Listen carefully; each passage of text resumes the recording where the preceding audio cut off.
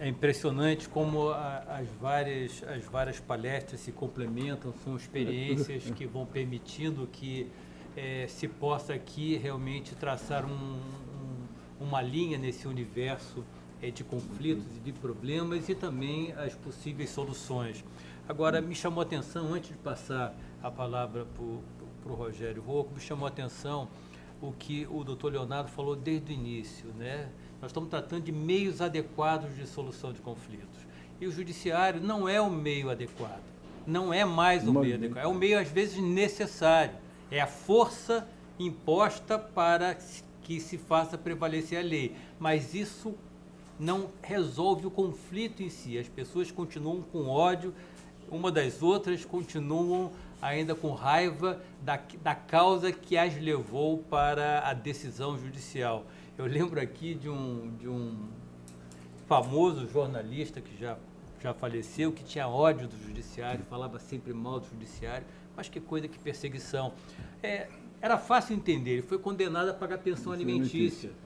E ninguém perdoa aquele que foi condenado a pagar, aquele que faz o acordo de pensão, é acordo, tudo bem, ele está ali, homologado, está feliz, mas aquele que foi condenado, ele não perdoa, né? Como também aquele que foi condenado por uma multa ambiental, a pagar a multa, não perdoa, tem raiva de todos os fiscais ambientais do planeta, né?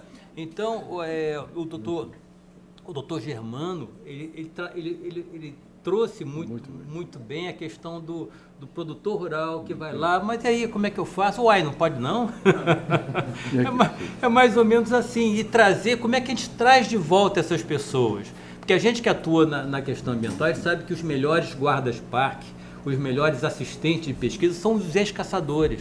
São os caçadores que amavam a natureza, mas não sabiam como lidar com a natureza, e caçar, matar o bicho é uma forma de lidar com a natureza que ele aprendeu. Aprendeu com o pai, com o avô, com as gerações anteriores.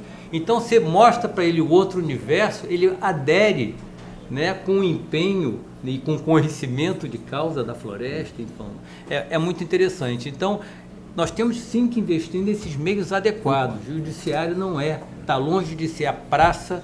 O judiciário é uma praça de guerra, não uma praça de solução de conflitos. Muito bem, eu queria então agradecer ao desembargador Gilberto, passar a palavra para nosso companheiro aqui de batalha, Rogério Rocco. Bom, boa tarde a todos e a todas presentes. Boa tarde ao nosso presidente da mesa, desembargador Elton Leme. Queria cumprimentar também nossos 3 convidados, os doutores Gilberto, Humberto e Adalberto. Acho que foi uma combinação. As exposições, de fato, foram muito interessantes e complementares. Eu estava aqui pensando o que falar e eu estava meio que me sentindo a Glória Pires nos comentários do Oscar, né? Eu já estava quase falando aqui, eu não tenho capacidade de comentar. Eu acho que já esgotaram-se todas as exposições com muita maestria. Mas eu queria trazer aqui também, de forma bem objetiva, já que a gente já está tentando aí cumprir pela primeira vez os horários dos nossos eventos, já conseguimos aí com a primeira mesa, e fazer alguns comentários em torno das exposições, né, exposições com abordagens distintas, né? O doutor Humberto fez uma apresentação colocando aspectos teóricos e normativos relevantes. O doutor Adalberto traz um conjunto de ações e de experiências de uma vara ambiental que a mim me deixou muito impressionado positivamente, porque essa é uma discussão que a gente trava eventualmente em todo o país, né, a oportunidade de criação de varas ambientais para que a gente tenha tratamento especializado para essas questões que exigem uma complexidade na análise, no tratamento, uma composição de equipes que possam subsidiar a atuação do judiciário, e como colocado aqui pelo Dr. Gilberto, o judiciário não tem essas equipes técnicas, mesmo passados tantos anos na abordagem de matéria ambiental e com vários órgãos que também não tinham hoje já equipados, especialmente o Ministério Público, Federal, Estadual.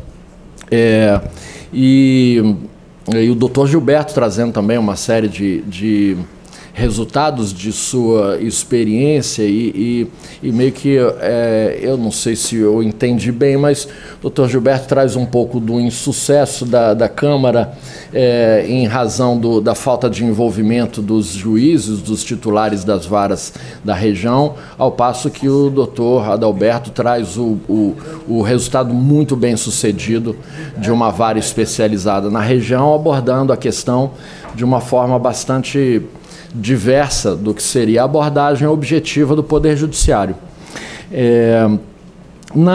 Evidente que a nossa preocupação aqui, tanto da primeira quanto da segunda mesa, é avaliar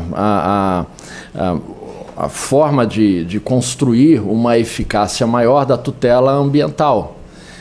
Nós temos hoje um conjunto normativo que é suficiente para dar conta de uma série de questões, mas temos uma relação conflituosa no uso dos recursos ambientais, na tutela do bem ambiental, em razão de ser matéria-prima para uma série de atividades, de ser campo de desenvolvimento de uma série de atividades, e que esses conflitos vão existir sempre.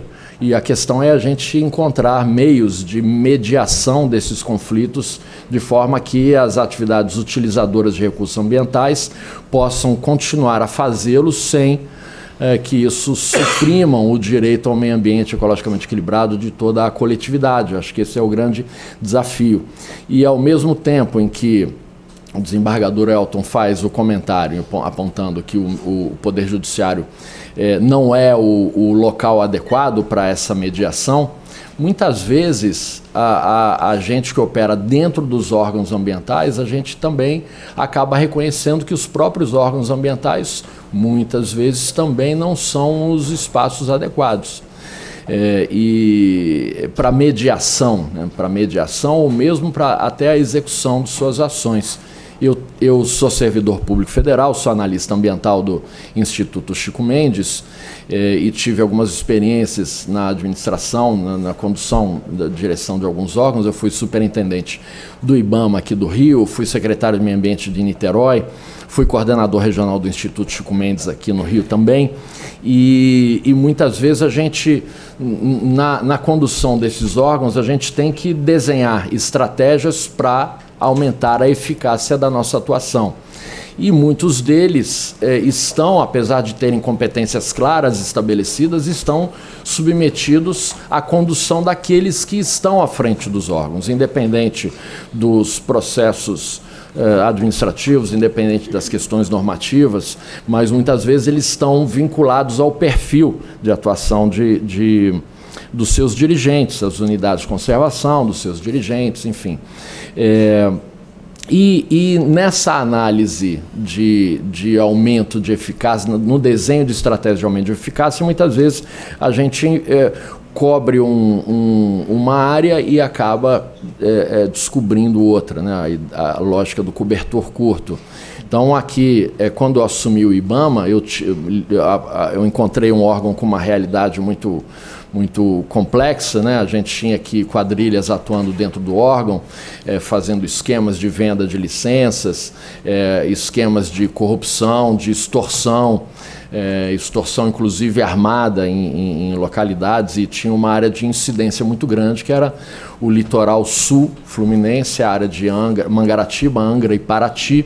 Era uma região, exatamente por ter uma concentração muito grande de capital, era uma região também muito privilegiada por essas quadrilhas em atuarem nas extorsões a atividades ilegais. Então, a primeira vez que eu tive lá, a grande questão lá que me colocavam prefeitos, vereadores, ambientalistas, pescadores, empresários, era que o IBAMA era ausente e quando ele era presente era para desvios de conduta, era para atividades de corrupção.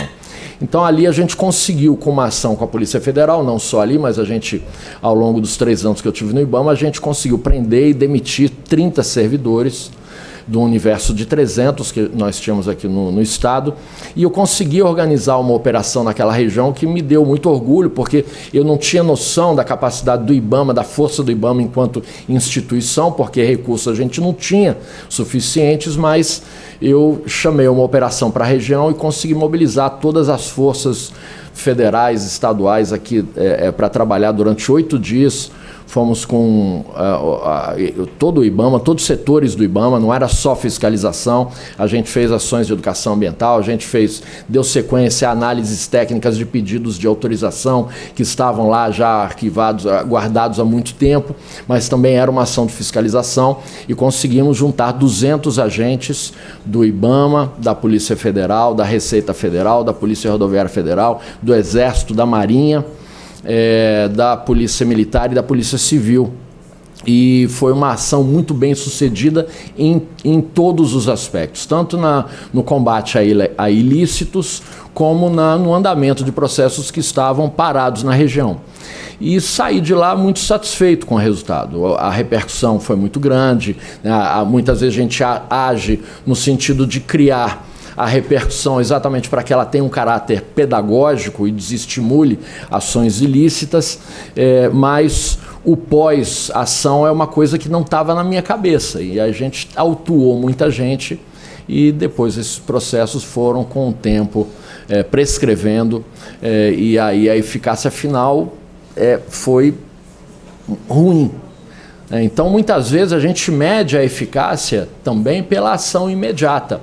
Os instrumentos que a administração tem para fazer o combate imediato ao ilícito, muitas vezes são os que têm o resultado com maior eficácia, em razão da demora do procedimento administrativo e do judicial. O embargo, a interdição, a apreensão, a destruição. A gente vê a polêmica que está em torno da questão da fiscalização da Amazônia, que é uma área inóspita e de difícil locomoção, que as equipes já historicamente adotaram, desde a regulamentação da Lei de Crimes Ambientais, especialmente, a prática de destruição de equipamentos usados nos ilícitos, porque se você não procede dessa forma, o ilícito vai se perpetuar, porque ali você não consegue tirar um trator do meio do nada e conduzir para um depósito. Então, essa ação tem sido eficaz, a destruição dos equipamentos, dos acampamentos, das estruturas, e aí a gente vê que depois vem uma determinação superior estabelecendo que se cessem esse tipo de atividade por reclamação dos autuados. E os autuados vão a público dizer que, pô, tudo bem, a mineração é ilegal, mas não pode destruir os equipamentos, ou seja, a defesa expressa da manutenção da ilegalidade. E aí isso, quando entra nos procedimentos administrativos judiciais, a eficácia é bastante questionável. Cito aqui alguns casos, porque, de fato, como o desembargador Elton falou, muitos infratores considerados individualmente, eles, e também do trabalho que o doutor Adalberto fala, apresenta lá da vara especializada, muitos infratores, quando são chamados, eles, muitas vezes, tendo oportunidade, eles revertem sua conduta. E nós temos, eu sou lotado aqui na APA de Guapimirim, aqui no fundo da Baía de Guanabara, uma área de manguezais que mantém a vida na Baía de Guanabara, e lá nós temos uma cooperativa já operando há alguns anos, cooperativa de pescadores, formada a partir de um projeto de mobilização que o IBAMA e o ICMBio conduziram na região e que converteram pessoas que atuavam historicamente no corte de madeira de mangue para fornecer para as olarias e outras atividades que se utilizavam desse tipo de material. e hoje trabalham com reflorestamento, com recuperação de área degradada, com condução de visitantes, e que quando eu levo muito meus alunos para lá, e que essas pessoas eles ficam orgulhosos em reconhecer que no passado eles eram degradadores. Falava, eu antes destruía esse manguezal, não sabia para que servia isso aqui. E aí complementava a minha atividade econômica. E hoje eu fico feliz de recuperar, mostro as imagens, as fotos. Então tem a mediação no campo do infrator individual, eu penso que tem os métodos alternativos têm uma eficácia que pode ser significativa. Em alguns lugares tem sido expressiva. Mas fico em dúvida se esses mesmos métodos são tão eficazes com as grandes corporações. É evidente que podemos pensar casos positivos e negativos, mas alguns casos emblemáticos, ou seja, que deveriam servir como referência para um tratamento diferenciado, não tiveram esse encaminhamento. E a gente está há alguns meses de completarem 20 anos do acidente da Petrobras na Baía de Guanabara. Foi em janeiro de 2000, então agora em janeiro completam 20 anos desse acidente. No campo penal, nós já tínhamos a lei de crimes ambientais. No campo penal, nós tivemos inicialmente 11 indiciados. A Petrobras, pessoa jurídica, o seu presidente, um diretor, alguns superintendentes, gerentes e o operador de dutos, o cara que fica lá na ponta. Eu vou arriscar aqui que vocês vão acertar o único que foi expressamente, foi formalmente responsabilizado. O operador de dutos. A Petrobras e o presidente já de cara foram retirados da ação, e os demais 8 dirigentes, né, desde de diretores, superintendentes e gerentes, os 8 tiveram seus processos prescritos no âmbito criminal. E o operador de dutos foi o único que resolveu fazer um acordo, porque provavelmente era o que estava mais desprovido de assistência de advogados, e optou por fazer um acordo, e esse acordo de suspensão condicional do processo o obrigou a pagar 6 cestas básicas como responsabilização. Então, resumindo, no âmbito penal, aquele grande acidente de 20 anos atrás resultou em 6 cestas básicas. No âmbito civil, tiveram 2 TACs assinados, um que obrigou a Petrobras às reparações imediatas, né, a contaminação de areias, de pedras, e o óleo na lâmina d'água, um outro para que ela corrigisse a irregularidade de todas as instalações da Reduc, porque, por mais incrível que possa parecer, até o ano de 2000, as instalações todas da Reduc não tinham licença ambiental, nem processos de pedido de licenciamento ambiental. Então, o TAC foi no sentido da Petrobras se comprometer a entrar com os pedidos de licenciamento e regularizar a situação das suas instalações. Mas os ministérios públicos estadual e federal levaram um longo prazo para tentar encontrar um método de cálculo do dano,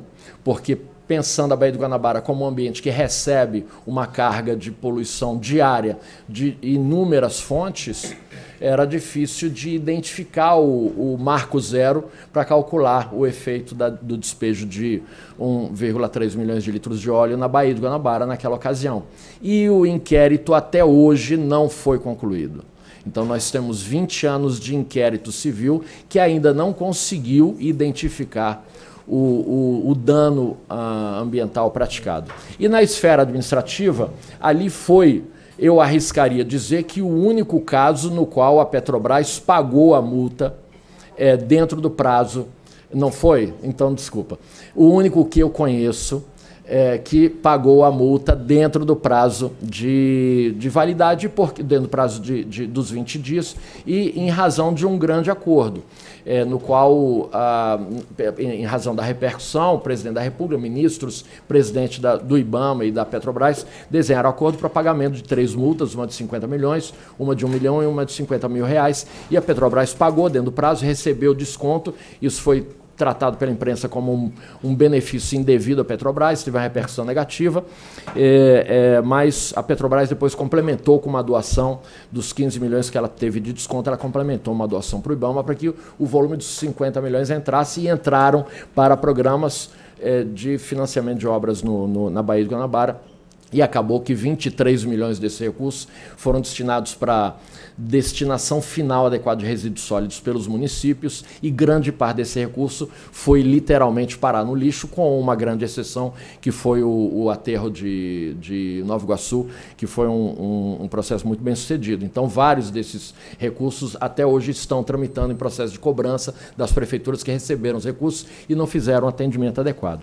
No caso da Chevron, no acidente mais recente com a Chevron, por ser uma empresa privada, por operar fora do seu país de origem, segundo relatos da procuradora que conduziu o inquérito, eles resolveram fazer o acordo, um TAC, e investir 300 e poucos milhões, exatamente com receio que a repercussão negativa do caso teve no Brasil, e com a possibilidade de ter a sua atuação comprometida aqui no Brasil. E fez um acordo, e hoje esses recursos estão financiando várias ações.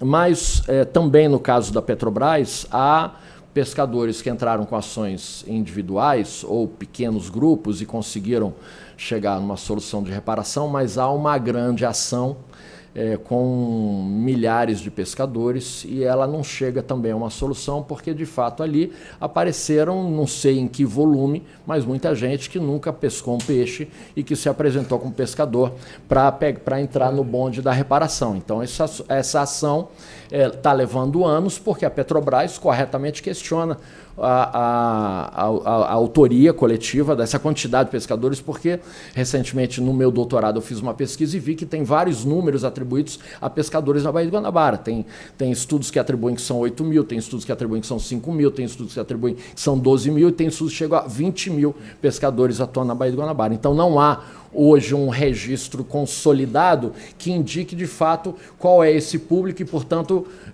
de que forma que ele foi lesado, mas não conseguiram chegar a uma indenização até hoje.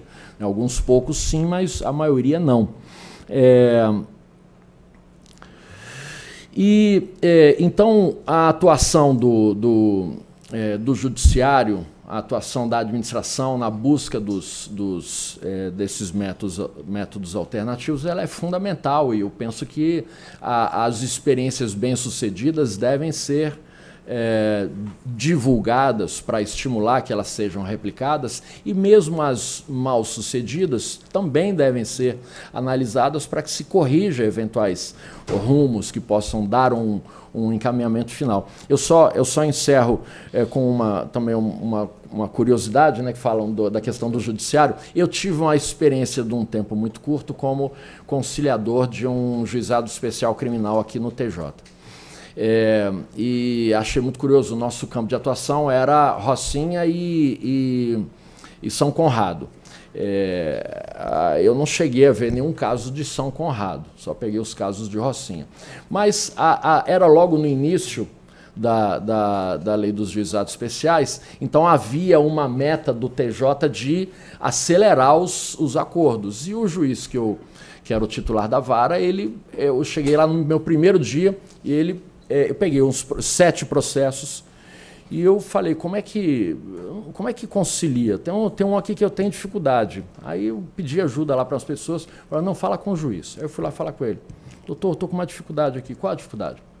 Eu falei, não, tem um caso aqui que eu não sei como mediar, como conciliar. Qual é o caso? Eu falei, não, um cara que levou 7 facadas.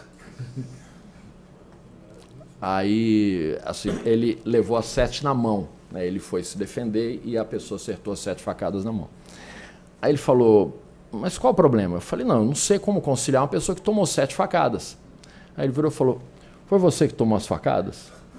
Aí eu falei, não. Ele falou, então concilia. Aí eu falei, eu não consigo. Aí ele falou, vou te mostrar como é. E foi lá e ele impôs a conciliação. Assim, eu teria medo se eu fosse a parte autora, a vítima do fato, e o juiz olhasse para mim e falasse, meu caro, vamos fechar esse acordo? Você quer aqui encher o saco? Já tem 2 anos que aconteceu. Você encontra ainda com o autor? Não, não encontro. Vocês moram mesmo? Não, não moramos. Então vamos fechar isso aqui, não vai ficar enchendo o judiciário com esse monte de demanda. E eu fiquei ali assustado. Mas depois de um tempo, eu já um pouco olhando para a questão, eu falei, qual é a eficácia desses acordos? Porque, a rigor, mandava todo mundo embora. Falava, vamos fechar um acordo, vai todo mundo embora, e acabou. Não vamos ficar aqui perturbando o judiciário. E eu um dia, eu falei com a promotora, falei, eu estou com uma ideia aqui. Ela falou, o que é? As pessoas já me olhavam meio estranho, o que é? Eu falei, não, olha só, ao invés da gente ficar aqui fazendo acordos que não levam a nada, a gente podia pegar os autores e inseri-los em trabalhos comunitários, porque a Rocinha tem um monte de organizações atuando, a gente podia botar, porque a comunidade vai ver, essas pessoas que estão reclamando são as que não levaram o caso para o tráfico, que saíram da comunidade, foram na delegacia, fizeram o registro, esperaram 1 ano, 2 anos, 3 anos para ter a atuação do judicial, e chegam aqui na audiência e são obrigadas a conciliar. Então, acho que a gente poderia mandar essas pessoas para as instituições. Ela falou, conversa lá com o juiz. Aí entro eu na sala dele. Doutor, tem uma ideia aqui. Aí eu já olhei, o que é? Aí eu falei, olha só, estava pensando isso. Ele virou e falou, você está louco? Eu falei, não. Ele falou, cara, isso aí teria que procurar organizações. Eu falei, eu procuro, eu vou lá e procuro. Não, esquece. Isso aí vai ter que ter alguém que controle. E aí cai numa questão que foi colocada pelo Dr. Adalberto e que apontou várias pessoas que no criminal converteram em restritivos de direito e alguns prestadores prestando serviços. E aí terminei a fala fazendo a pergunta. Como é que controla isso, né? Porque já vimos também no IBAMA e no ICMBio pessoas vindo oferecer. E eu vi alguns gestores dizendo, não quero aqui criminoso para eu ter que controlar. Eu não quero que bote aqui uma pessoa que cometeu um crime para eu ter que controlar o trabalho dele. Se o cara vier aqui e não quiser fazer nada, que crime que esse cara cometeu? Então as pessoas temem, muitas vezes, fazer esse tipo de atendimento e essa recepção, e o judiciário não tem condições de fazer o controle, aparentemente. Como é que lida com essa questão? Então, enfim, são os comentários que eu queria fazer. Falei mais do que deveria, peço desculpas e volto a palavra à presidência para os encaminhamentos. Doutora Dilmara.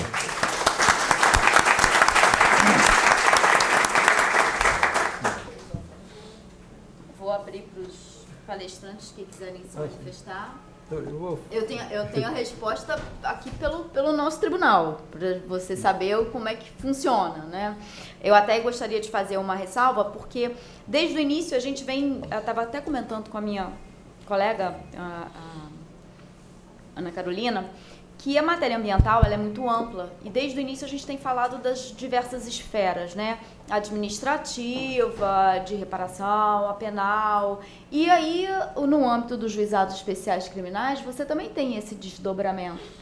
Então, realmente, você conciliar um agressor de 7 facadas com um agredido e a vítima é muito complicado e você tem um desdobramento gigante. E você tem a questão daquela conciliação ali, certamente porque moram perto, são vizinhos. Você tem que fazer a compensação civil, porque na esfera criminal, efetivamente, nem sempre a compensação civil vai extinguir a punibilidade. E aí a gente tem isso no campo do direito ambiental também. E aí voltamos à palestra do professor Humberto, que são os direitos que são disponíveis, os indisponíveis relativamente e os indisponíveis absolutamente. Então, você tem um campo aí de elaboração integral. Eu vou deixar os palestrantes falar. Nós resolvemos o problema no Tribunal de Justiça com os protocolos de convênios, com entidades que realmente se interessam. E temos até, hoje em dia, os centros de supervisão de cumprimento de penas alternativas. porque, na verdade, a substituição de pena hoje com a reforma processual vai além da nossa exposição aqui, né? São os crimes contra a pessoa, ainda que a pena seja superior a 4 anos. A gente não está falando de crime de menor potencial, talvez de potencial leve, e ainda assim você tem a possibilidade de prestação de serviços. Desculpa, eu me enfiei aqui no meio, falei a beça. Bom, eu vou só rapidamente, assim. Na minha experiência, essa questão da prestação de serviço, o problema da fiscalização, eu cheguei a uma conclusão que aqui no Brasil, fiscalização é a coisa mais difícil. A gente não consegue, porque antes você dava vamos dizer, sursi, suspensão condicional da pena, proibido frequentar depois das 10, sair depois das 10 de casa. Então, quem que ia pôr? Punha oficial de justiça. O oficial de justiça não tem condições. Punha a polícia militar, pedia por não ter. Então, na minha experiência, na vida, eu vi que não tinha, tanto que depois punham assim, sem condições, o sursi sem condições. E nessas questões assim ambientais, quem vai fiscalizar também? Mas eu tenho uma coisa, só para encerrar, assim, que é triste. O sujeito foi condenado, primário, tudo, conseguiu todos os benefícios, e o juiz deu a suspensão, que ele devia se recolher às 10 horas e permanecer sábado e domingo em casa, sob a fiscalização da esposa. Pronto. Pena de morte, né? Assim. Então, não tem. Aí a eficácia está garantida. É triste, mas não tem fiscalização.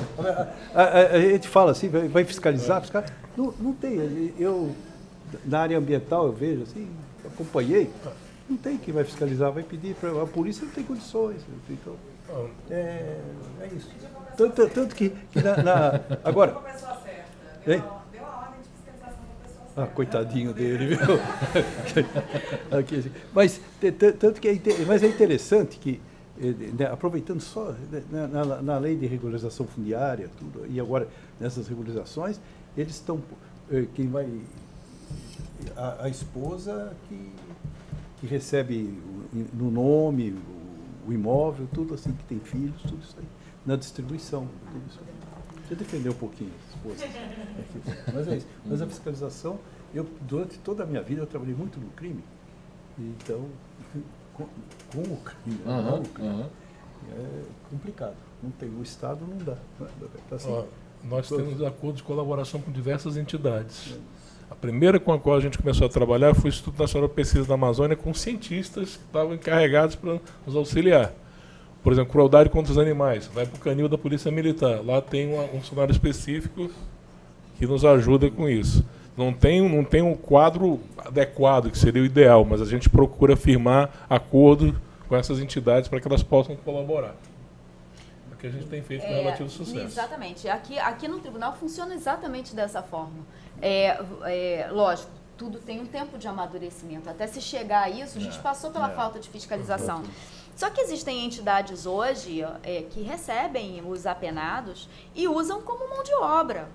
Então, para eles, a fiscalização é mais fácil, né? Então, eu acho que a gente tem que usar, talvez, essa experiência e multiplicar para o ambiental. Agora, tem as dificuldades. Eu senti, porque eu quando estava no interior, mandar a prestação de serviço no hospital, em escola. Então, era complicado. Eles falavam assim, eu não quero mais, só eles ficam atrapalhando, porque fica lá o sujeito lá. Mas é difícil, a gente tinha que ver um outro meio, assim. Não pode comparar com outros países, né? Mas tem gente especializada.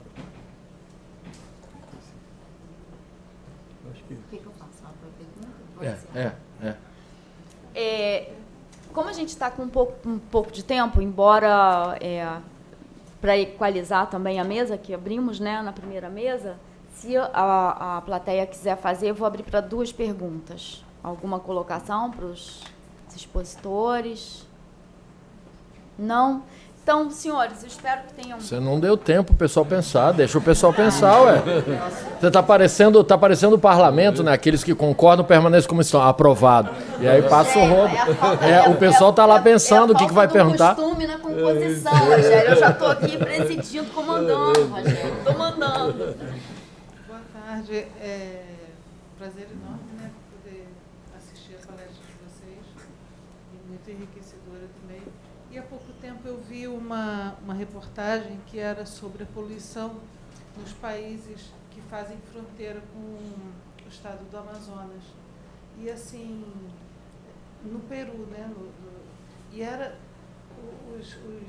a degradação muito maior até, pelo menos o que apareceu na reportagem, e todos aqueles componentes poluentes vindo para o Brasil, para o estado do Amazonas.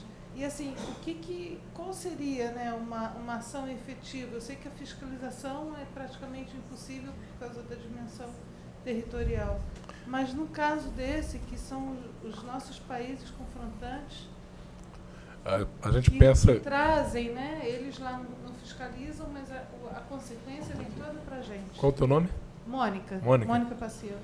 Oi, Mônica. A gente pensa muito na tríplice fronteira daqui, né?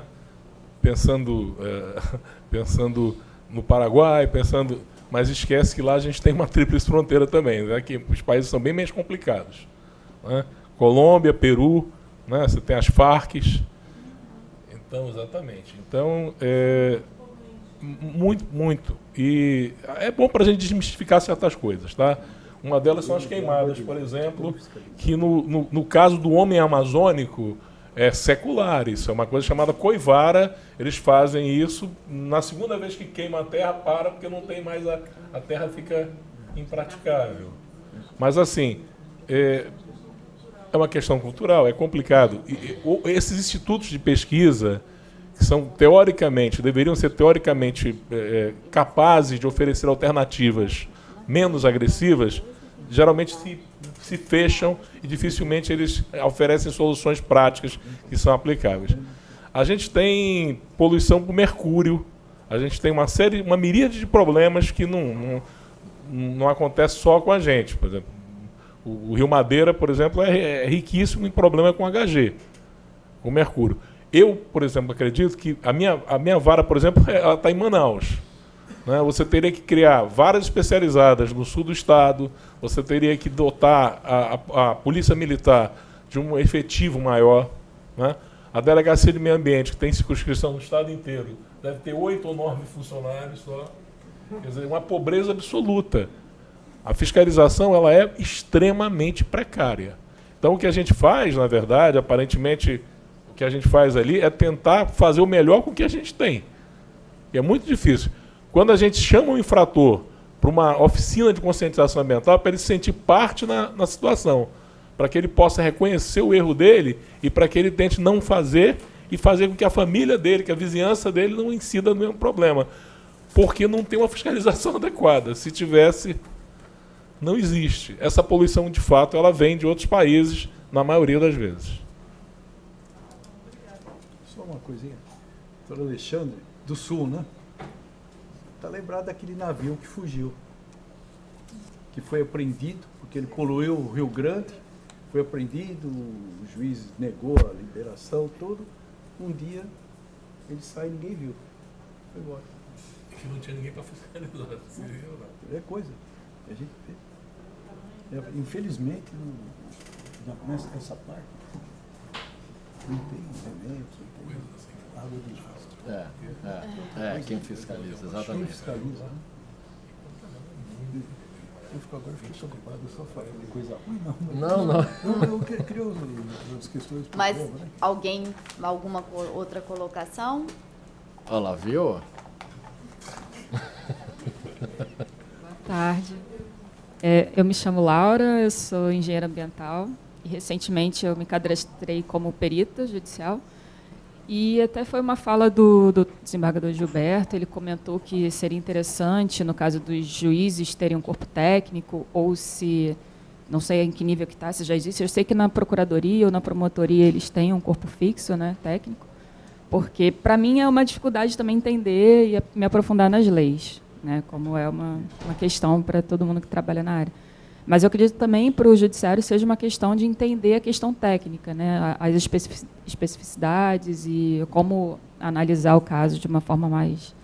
E eu não sei se na Amazônia tem, ou em São Paulo, ou aqui no Rio, alguma busca por esse lado, ou se interessa realmente ficar com um corpo de peritos, se já é suficiente. Se tem alguma perspectiva. Falar dos tribunais, como é que se organizam lá? Vou falar para São Paulo que eu falei. São Paulo forma um corpo de peritos. Então, se inscreve nas suas especialidades, né? Aqui. E o que eu acho que o tribunal se ressente, eu acho que ele tem que ter um corpo não vamos usar, né? O perito é o judicial que vai fazer o laudo, assim.